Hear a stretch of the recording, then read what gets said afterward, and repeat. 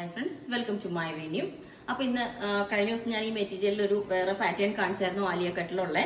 അത് ഒത്തിരി പേർക്ക് ഇഷ്ടപ്പെട്ടായിരുന്നു. ഈ മെറ്റീരിയൽ ഞാൻ പറഞ്ഞില്ലേ, നമുക്ക് അത് നേരെ കിട്ടിയാലാണ് അതിന്റെ ഫീൽ മനസ്സിലാവുള്ളൂ. അത്രയും ഒരു എന്താ പറയുക, സാറ്റിൻ ജോർജറ്റെന്നോ അല്ലെങ്കിൽ ഗ്ലാസി ഓർഗൻ സ്മൂത്ത് ആയിട്ടുള്ള എന്താ പറയാന്ന് അറിയില്ല, അത്രയും ഷൈനിങ് ആയിട്ടുള്ള ഒരു മെറ്റീരിയലാണ്.